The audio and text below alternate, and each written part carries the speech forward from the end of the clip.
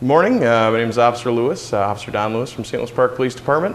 It's a little before 6:30 and this is the start of my day. Come in, get dressed, and then we go into roll call.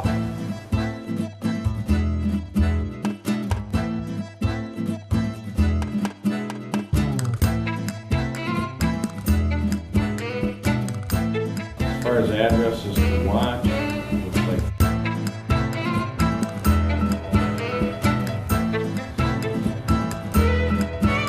Now we've completed roll call, and before we start our day we have to pick up an equipment bag and some other equipment that we need in the day.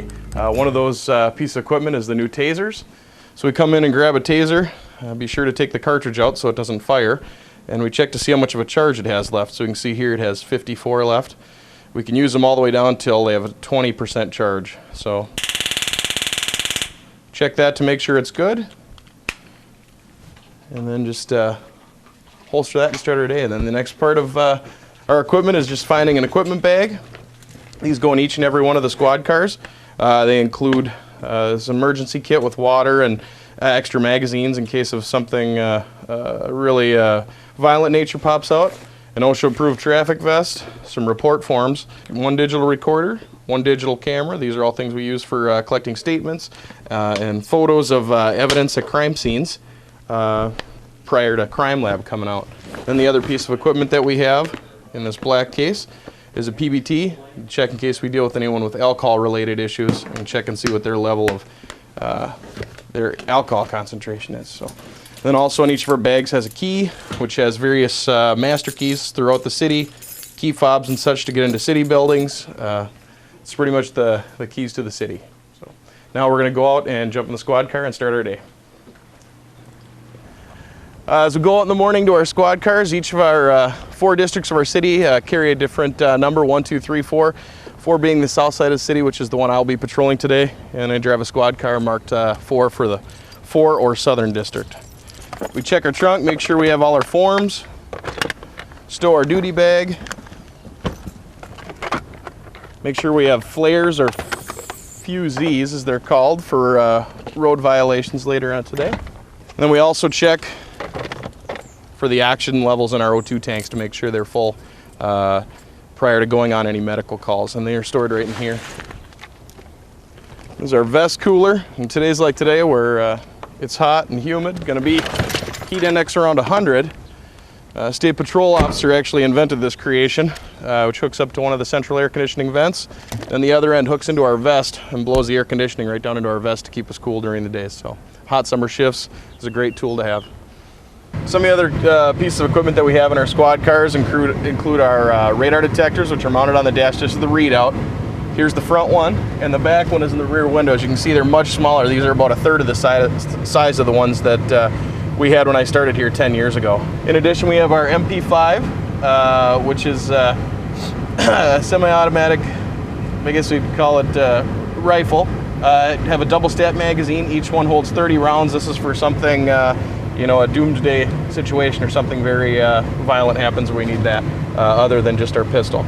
We have a radio, our in-squad radio, and then every day this is our laptop computer that we come in. It's our MDC, which is what we use for logging on. And we have just behind your head, actually, I don't know how you do it, we have most of our tickets now are printed out right here in the headrest.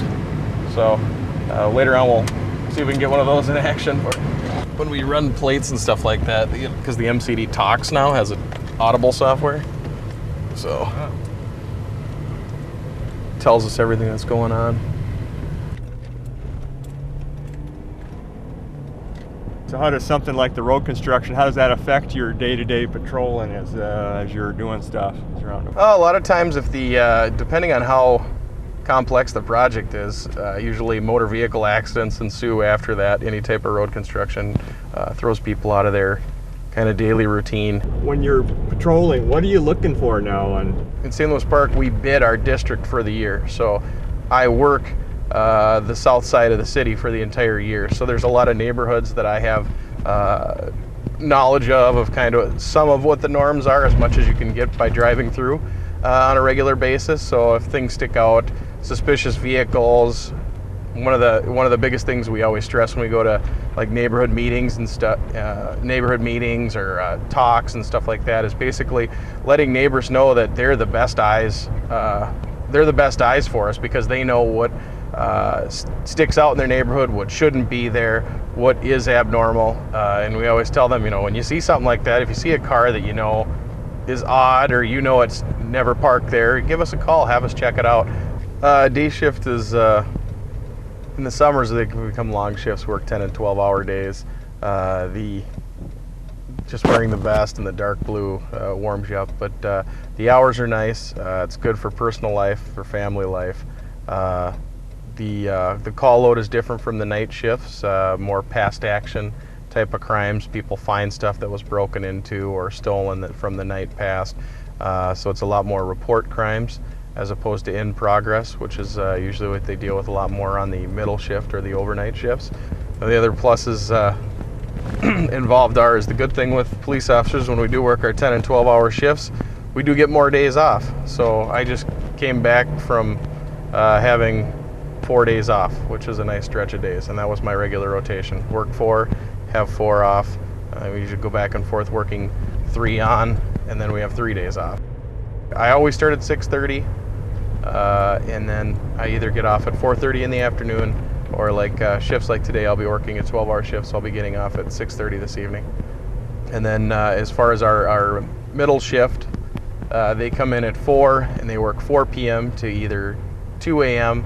or 4 p.m. till 4 a.m., depending upon which shift they're working. And then our overnights or dog watch shift starts either at 7 or 9 o'clock p.m., and they always work until 7 a.m. This one's parked right in the middle of the intersection. Then this is just our automated ticket writer. So we go in here and pick out our violations. We're going to go to parking here. So then upon completion, that prints out a citation for the person. So it's got the location and everything. My badge number 232 for Officer Lewis, and it's all plugged in there. And then what happens now with these citations is upon completing and printing them out, we have it sent down. It's almost emailed. I believe it's emailed or faxed down to the court system. So the days of us having to bring down a stack full of copied tickets is becoming less and less, as most officers end up using this automated ticket writer. So Erin's on a traffic stop, so we'll just swing by, and we just swing by voluntarily and back them up. So she's just up the street at Minnetonka and Toledo. It's a big part of the job too, is listen to see what your partners do or hear what they're doing, and then go help them out when you can. Really? We're talking like inches, like that much. NCIC clear. Almost hitting the guy, just T-boning her. She's like crying, and she has no tail light. NCIC person clear. So I'm good. All right.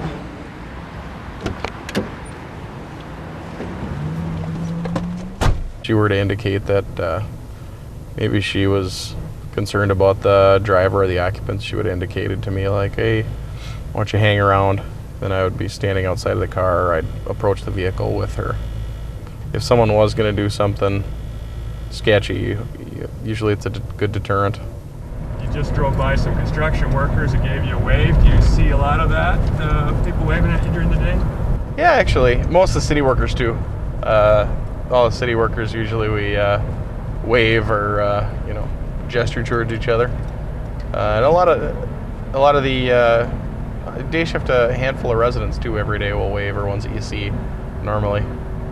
Both my grandfather and father were police officers. My grandfather was a state trooper. My father is currently a Brooklyn Park police officer. And my father told me never to be a police officer. So here I am. So yeah, by default, my dad didn't want me to be a police officer, and then when I was, said he couldn't be prouder. So I just kind of went to school, worked as a community service officer in the city of Brooklyn Park while I was going to college, and then after completing my degree, ended up being fortunate enough to get hired here in St. Louis Park. So I've been here ever since the year 2000. 3914 traffic. Go ahead. I'll be at 7 in Aquila with 876. License and insurance? Got it. 834. Is this your car, Jerome? No, sir. Whose is it? Belongs to a friend of mine. Okay, his tabs are expired by like 6 months. There was a sticker in the back window, and they were hauling some bricks and busted it. All right, sit tight, I'll be there in a minute. 3914, I'm code 4. We call code 4 after we're on a traffic stop or we're on a call. Just lets dispatch and the other squads know that are working that we're okay and everything seems to be fine. From our squad cars now, we can run everyone's license history and even pull up their driver's license photos from our laptops, which is a nice feature that we've just kind of gotten to in the last several years. So we can even check for warrants all on the computer as opposed to having to status valid. Having to ask for our dispatch. Probation record.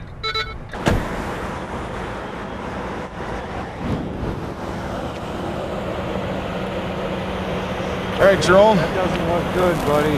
What? When I see red and white in your hand. Yeah, I give you a ticket for expired tabs. So it's pretty much like a parking ticket. Everything that comes back on file with the state shows that the tabs haven't been paid for since March. So I'm going to cut you a break. Since it's 6 months, I'm not going to tow the car. Kind of strange. We'll steal the car out of here, but... Was the van in your ex-husband's name at all too, or no? Just yours? None, yeah. I don't know, and you guys are divorced? Yeah.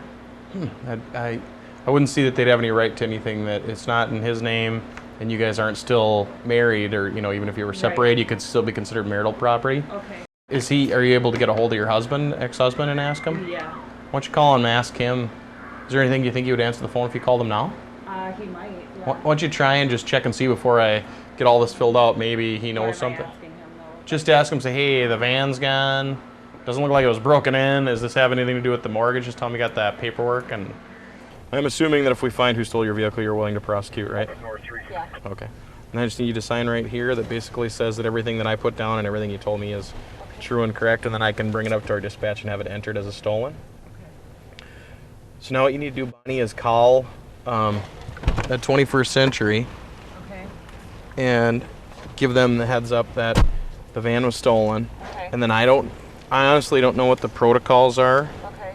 for if they give you a rental car right away or how long they wait, Okay. you know, to see if your car turns up or not. Okay. A lot of times cars are stolen, they're just dumped somewhere. They just use them to get to one place to another and then they dump them. Thank And then if you. anything pops up, give us a call and let us Okay. know. Like if you find it or see it parked somewhere. Okay. That happens sometimes. Does so, it? Yeah. Okay. But Thank you call so us. Call us. Don't jump in it and drive it. Okay, Because then I will. we had one guy that did that, and then he got stopped by police. They thought he had stole the vehicle. I can see how that can happen. Yeah. So Well, thank all you right. very much. Yep. Have a better day. 3914.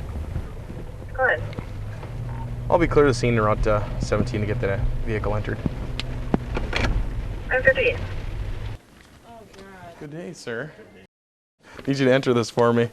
Okay. You want him to No one called and said they repoed it? No, by text.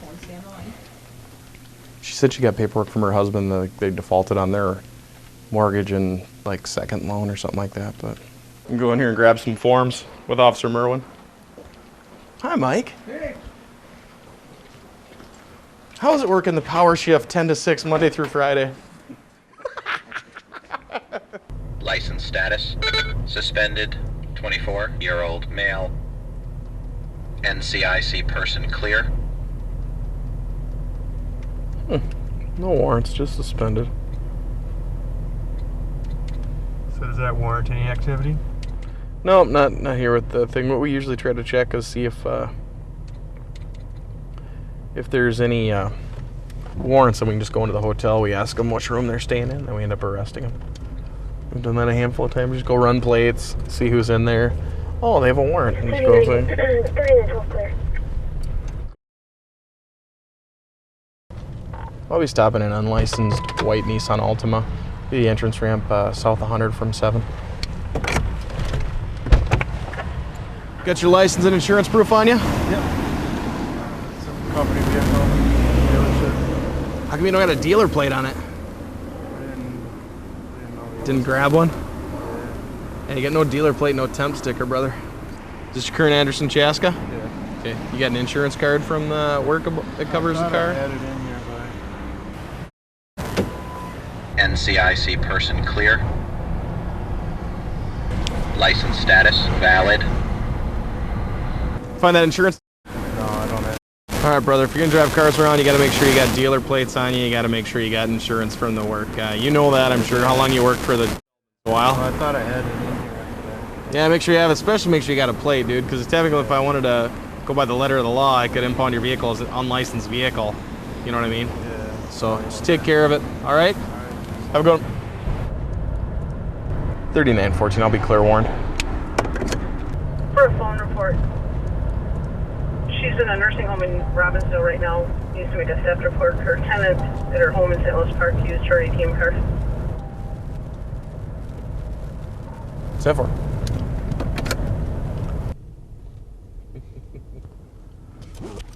Now we're taking some reports and doing some follow-up work here at the Excelsior and Grand Cop Shop.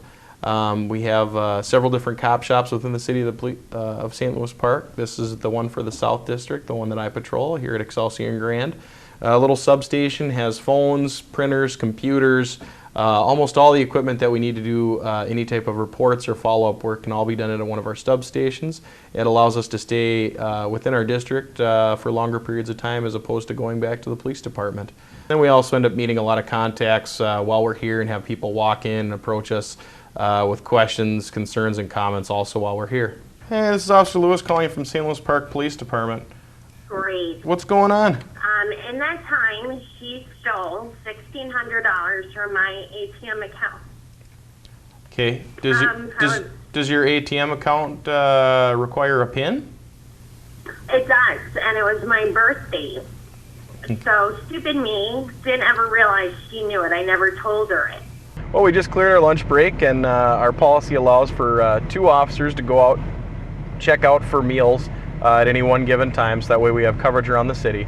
They're generally, most officers go out, eat out and with their partner, and then however, sometimes officers do bring their lunch in, and then we eat back at the lunchroom in the police department. So fast food is kind of a good idea. Yes, or if it's slow food, you got to be a fast eater.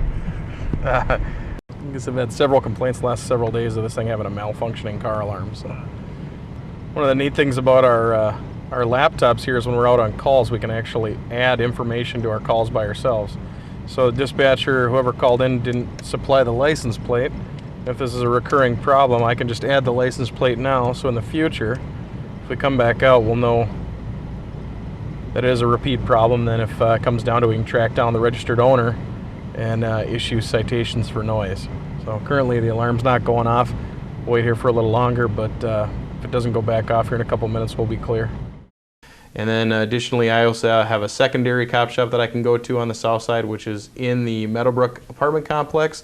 In the Meadowbrook Collaborative offices, we have a police substation there as well. He's following me. He's filming cops. You guys want to be on TV? Are you serious? Yeah. Hi. The premise of community-oriented policing is that police officers are collaborating with the community, and that's what we do here. So during the summer months, we had 3 police officers down here. One of them, Officer Lewis, who came probably 4 or 5 times to read, and he played kickball with the kids at our block party, and really does a nice job interacting with the people who live in the Meadowbrook neighborhood. NCIC clear. 2001 blue Chrysler. License status valid. NCIC person clear.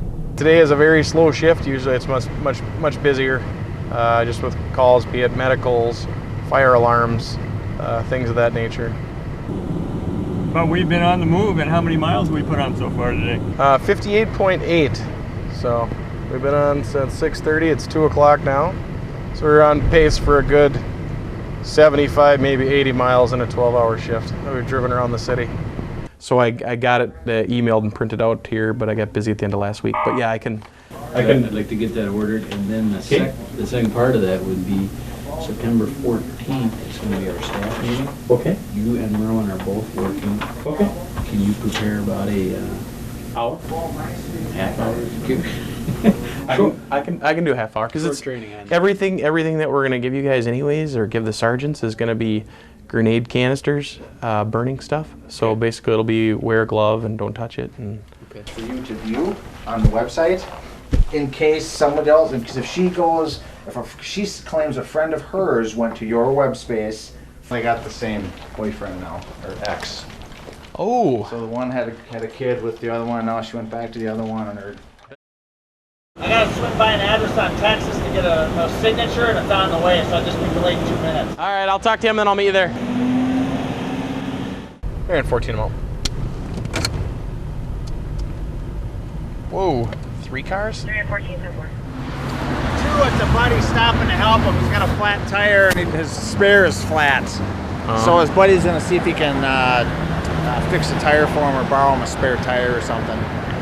So she was merging and said she was merging, and then he on 7 hit her while she was merging. Oh, so she just merged into him? Yeah. Well, she said he hit her while she was merging, but she needs to yield. She's got the yield sign, so she's at fault. Oh, so the gal on the. And it What, his. he just chugged onto the 7? Yeah. And it his. Did you see the sign again? No, I'll go take a look at it. You got a spare in the trunk, brother? Can you throw the spare in your car and go fill it up? Yeah, I think you could do that. Yeah, why don't we do that? Because all you can do is swing back over to the gas station. You coming from work or going to work? Coming from work. That's my brother-in-law. Oh, nice. So what happened? You were just driving down and she sideswiped into you? Yeah, I tried to swerve out, but I couldn't. Because there was another car in the other lane? No, I think there was a car behind me. So I don't want to do nothing big, so I just... Yeah, that's tough. Okay, kick that one now. Kick it down that way. That's the case number that'll reference my report. That's your information right here. You can just turn it into your insurance company or call them up. You guys will get it all worked out. If you have any questions, you can call me back. And that phone number there, and I'm Officer Mack. We're going to 2 people that are fighting at the Super Target over a parking spot. And it was relayed that one female involved went into the other female's car, but they don't know if they took anything. So, it's an interesting deal. Parking spot road rage. My wife pulled in here, this spot was open, the lady was backing out, another woman was coming this way, was about where that green car is right now, left blinker on. My wife scooted in, and the woman then just honked, because honking makes it better. For one crazy little lady. Here's my wife. And so we left, we got up to one to Target, and my wife was like, she's gonna do something. She's gonna do something. So we went into the Starbucks, into the little circle window to see, and she came over into this, she leaned in to our vehicle. She was like lean. She leaned in, and this wasn't here because I was sitting here. What did you do? She cut into there, then I did move some things. I went in there and she got into my face. You moved things in her car? Yeah. And you thought that was a good idea? Yeah, I wasn't. I was upset. I was angry because I had already had my signal on to take that parking space. She moved into it. It wasn't a good idea, but then when I went into there, she got into my face. It was very intimidating. And I felt threatened. I felt threatened. Okay. And that was it. Okay, and you can understand her feeling threatened that some person that she doesn't know starts moving stuff inside her car. Do you think both parties today maybe had a little bit of bad judgment? Absolutely. Over something as petty as a parking spot at Super Target? Nothing more than just to apologize, because it was a stupid thing. I was upset over something else today, and that was sort of like the last straw. Okay, you didn't take anything from her car, did you? I did not take anything from her. What'd you move in her car? There's like some paper thing I moved from the side, and a stuffed animal kind of thing I moved from there onto the seat. Why'd you do that? I don't know. All right. So you're having a bad day otherwise? I'm having a bad day. And this was kind of vented a little bit in a unique way? Yeah. Okay. All right, let me go talk with my partner there. We'll figure it out and let you guys talk, and I think that's the same thing. She was angry about the loss of the parking space, came in here, said she moved the newspaper and put the stuffed animal over in the center console. She said she's having a bad day, she's stressed out, and she's venting in the wrong direction. She'd like to apologize. She realized that was a moment of poor decision on her part. Okay. Is that good enough? Sure.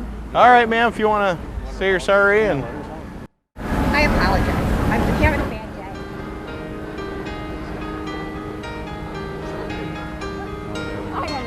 That's what you live for, right? Did you see what I just did? I made two parties come together. So the question was, am I ever scared or bored?